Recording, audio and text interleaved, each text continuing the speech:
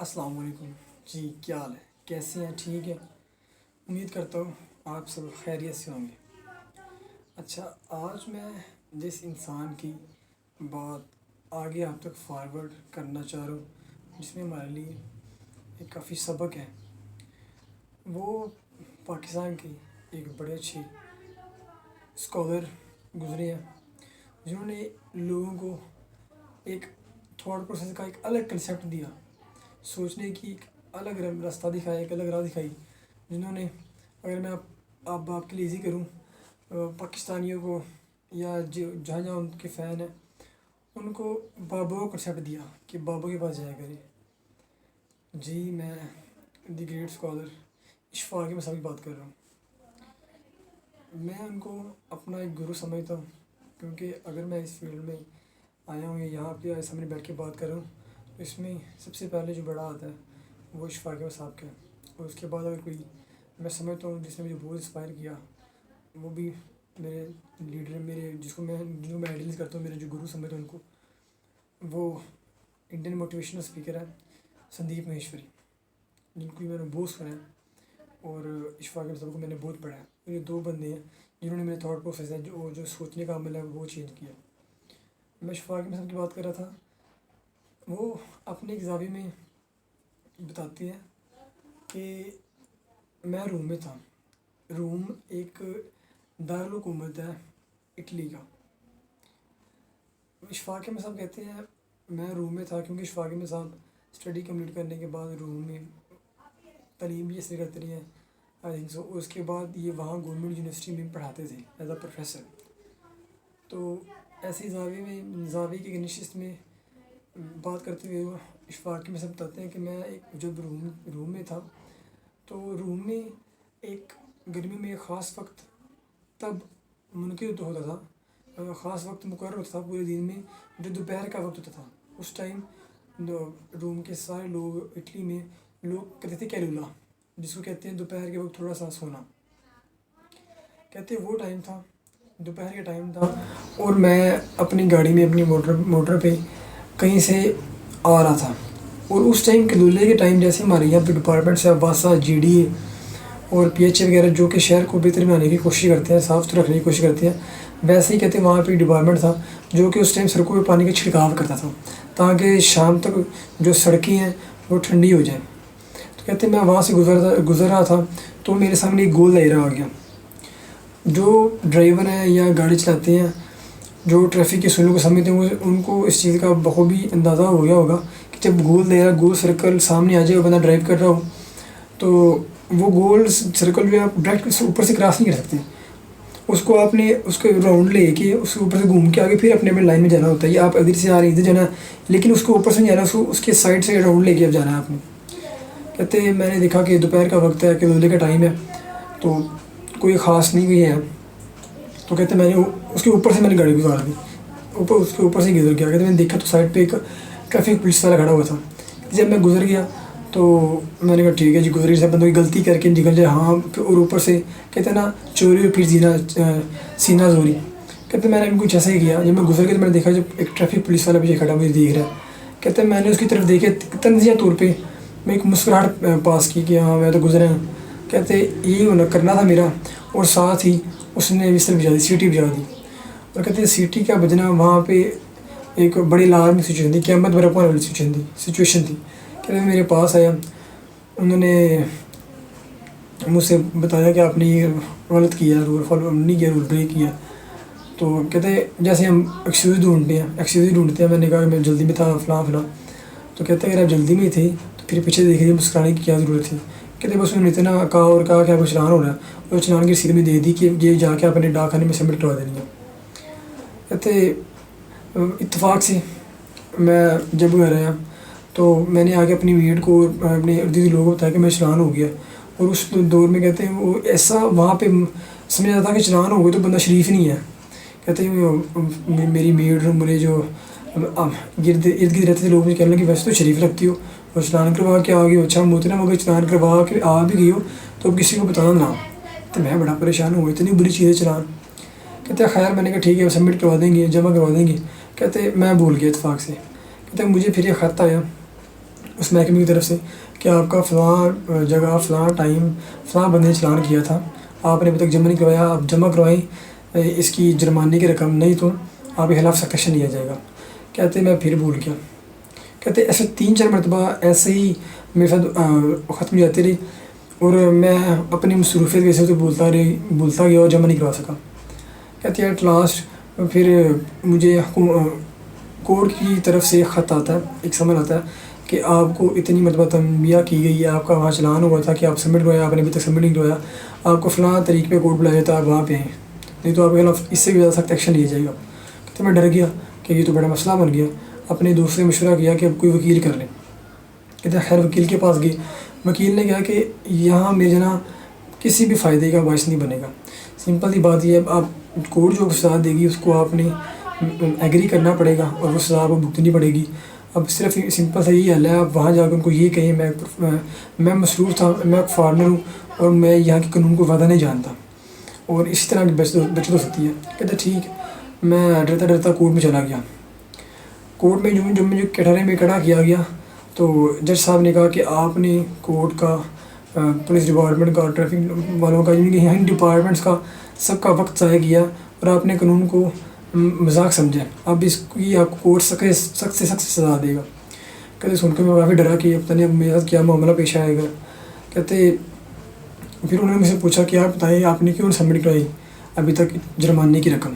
وہ کہتے وہ میں بھی آئی تھنک سو 1 روپے یا سم تھنگ کچھ تھی، جو اس زمانے میں کافی ویلیو رکھتی تھی۔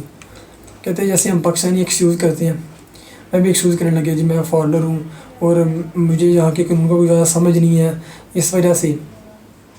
کہتے کیونکہ میں وہاں کی مقامی زبان میں بات کر رہا تھا، تو جیسا مجھے کہتے آپ زبان تو اچھی خاصی بول رہی ہیں، تو پھر آپ کیسے کہتے ہیں آپ کو یہاں قانون کا سب چیزوں کا علم نہیں ہے؟ کہتے خیر انہوں نے مجھے کہا کہ اب آپ کو اس کی سخت سزا دی جائے گی، آپ نے قانون کے ساتھ مذاق کیا۔ کہتے اسی دوران انہوں نے مجھے پوچھا کہ آپ کرتے کیا ہیں؟ کہتے میں نے ان کو یہ عرض کیا کہ جب انہوں نے مجھ سے پوچھا کہ آپ کیا کرتے ہیں، آپ یہاں کیا کرتے ہیں، تو پہلے میں بہت ڈرا کہ میں ان کو کیا بتاؤں۔ پھر میں ان کو بتایا کہ میں جی ایک پاکستانی ہوں اور میں یہاں پہ as a professor government university میں پڑھاتا ہوں، میں ایک ٹیچر ہوں۔ تو جب میرا یہ کہنا تھا تو جج صاحب نے ایک لائن بولی، a teacher in the court, and انہوں نے پھر لائن دوبارہ ریپیٹ کی، آ ٹیچر ان دا کورٹ۔ تو جج صاحب کے ساتھ ساتھ پورا عملہ اور پورے لوگ جو وہاں پہ بیٹھے ہوئے سب کھڑے ہو گئے۔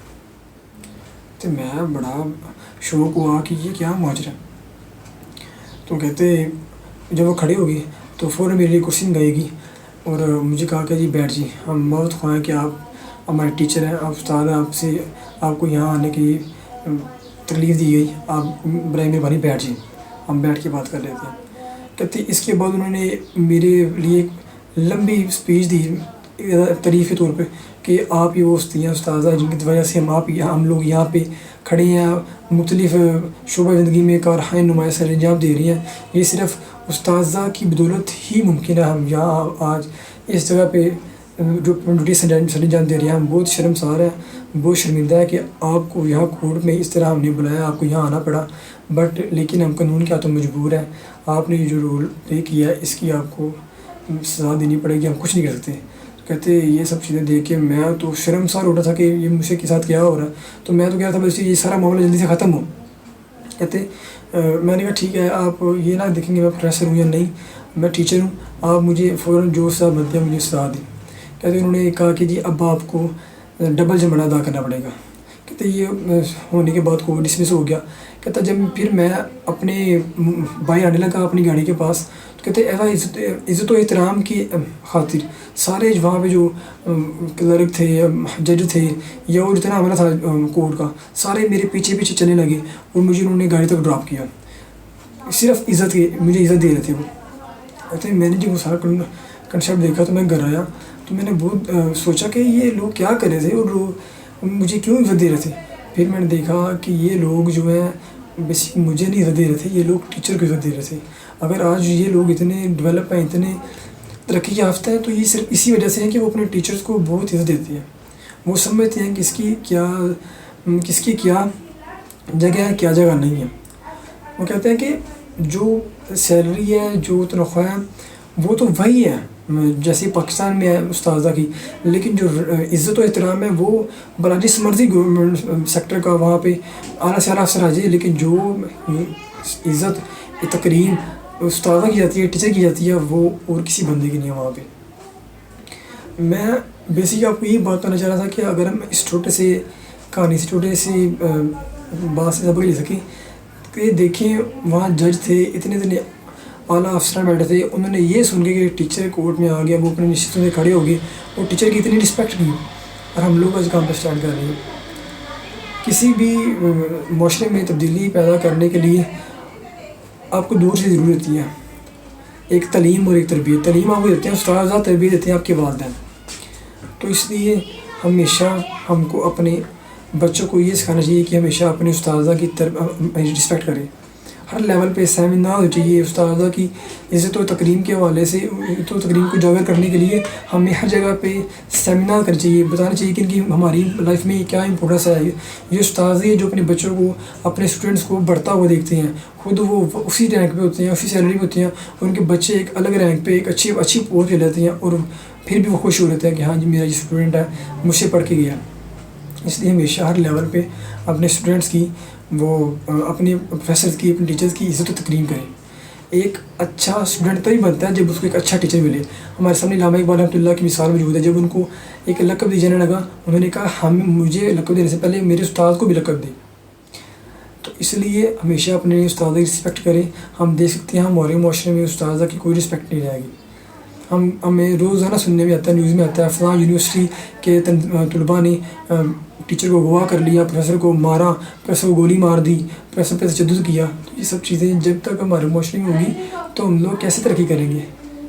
اور دوسری جگہ پہ اگر میں یہاں پہ یہ کہہ رہا ہوں کہ ہمیں اپنے استاذہ کی پلے گروپ سے لے کے ہی اپر لیول تک ہمیں اپنے بچوں کو بیسک لیول پہ تیار کرنا چاہیے کہ استاذہ آپ کی زندگی میں بڑا اہم رول رکھتے ہیں، اور آپ نے ہر لیول پہ ان کی عزت و تکریم کرنی ہے۔ تو ہم اپنے سوسائٹی میں استاذہ کی جو اہمیت ہے اسے اجاگر کرنے کی بھرپور کوشش کرنی چاہیے، اور اپنے بچوں کو ہر جگہ بتانا چاہیے کہ استاذہ کی انہوں نے رسپیکٹ کرنی ہے۔ ایک جگہ جہاں پہ میں یہ کہہ رہا ہوں کہ ہمیں استاذہ کی اپنی اہمیت کرنی چاہیے، اپنے استاذہ کی رسپیکٹ کرنی چاہیے، بچوں کو بتانا چاہیے استاذہ کی اہمیت ہے، وہاں پہ انفارچونیٹلی میں یہ بھی کہنے میں مجبور ہوں کہ ہماری سوسائٹی میں استاذہ نے خود ہی اپنی ویلیو بہت زیادہ میں سمجھتا ہوں گرا لی ہوئی ہے۔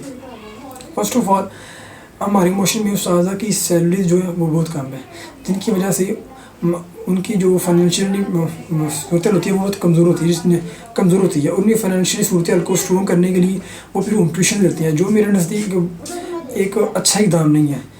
ہمیشہ جو پیاسا ہوتا ہے وہ کنویں کے پاس جاتا ہے، کنواں کبھی پیاسے کے پاس نہیں جاتا۔ بہت زیادہ وہ چیزیں ہوتی ہیں، ہم استاذہ اپنے گھر میں ہوم ٹیوشن سینٹر بنا لیں اور جگہ ٹیوشن سینٹر بنا لیں بڑا کر کے، لیکن لازم ہے کہ آپ نے کسی گھر جا کے ہی اس کو مینس کے ٹیچ کرنا ہے۔